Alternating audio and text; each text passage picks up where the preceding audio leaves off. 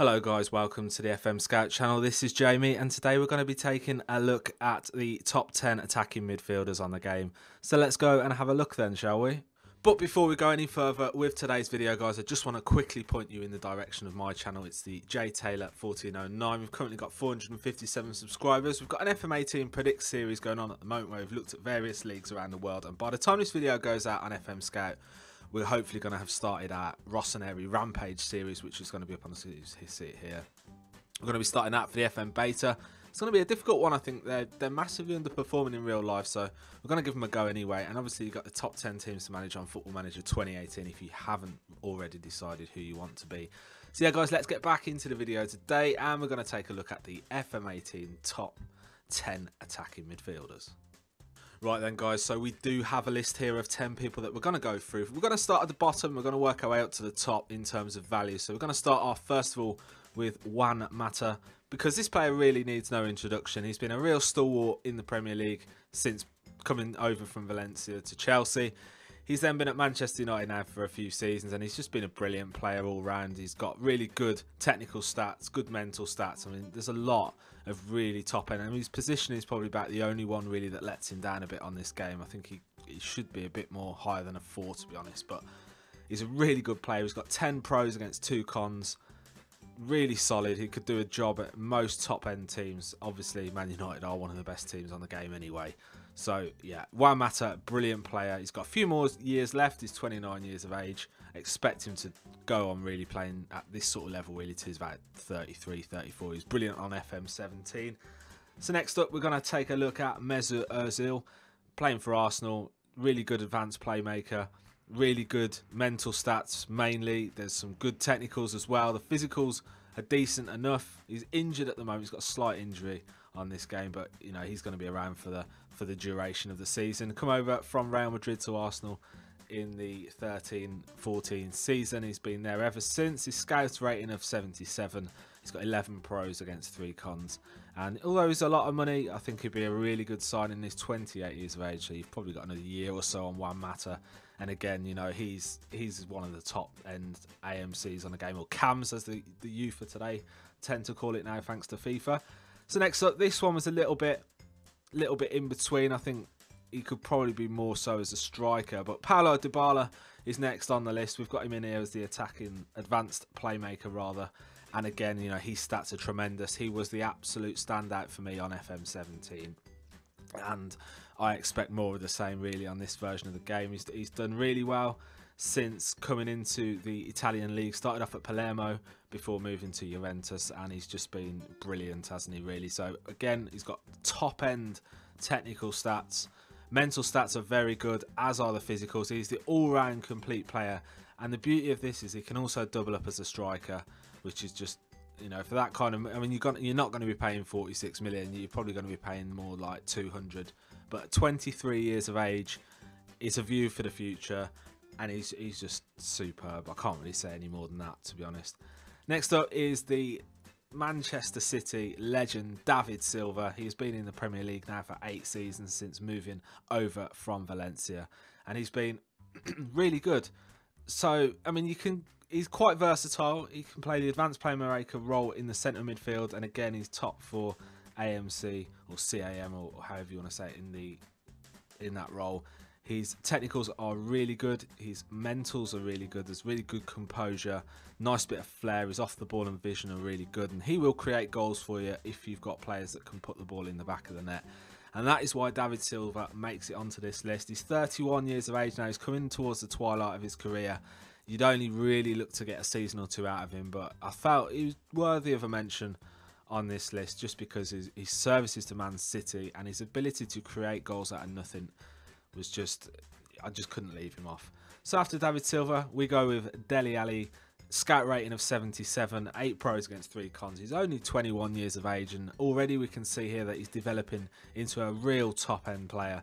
He can play in the central of midfield, but he also can play in the advanced playmaker role in the attacking mid position, and he was a brilliant shadow striker on FM17, and I think with a little bit of training, a little bit more game time, he's going to develop into one of the best, if not the best, attacking mid on the game for me. He's English as well, which, you know, obviously we want to have an English player or two on the list. So that is why Dele Alli makes it onto here. He's a great player. He's linked up so well with Harry Kane, Eric Dyer, and a few of the other Spurs lads in real life since coming over from MK Dons. And I just think he's just really got plenty of years ahead of him. You know, you've got 10 plus years of top end quality output from Dele Alli, and I definitely think he's worth a purchase if you've got the finances in the bank in which to get him.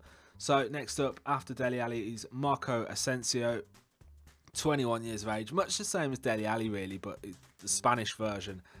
He's got a lot of improving to do, and he's already absolutely superb, particularly from a technical aspect. His mentals are pretty good, but again, they will improve and they could be a little bit better, as could the physicals. But at 21 years of age, valued at £52 million already, and look at all these positions here which you could potentially deploy him in if you're short anywhere on the pitch. He's accomplished in so many positions. He's so well rounded as a player. He's got a really good variety of different positions to play, and I definitely think he should be included in this list. So do go and check out Marko Ascencio. Now, next up is James Rodriguez, who's currently on loan at Bayern Munich from Real Madrid. It looks like that move is going to be made permanent. Again, he's very similar to Ascencio in that he's versatile in terms of where you can play him on the pitch. Now, obviously, you could deploy him down the left, but his best position is an advanced playmaker in the attacking mid slot. He can also half double up as a striker if you're absolutely desperate for that kind of option.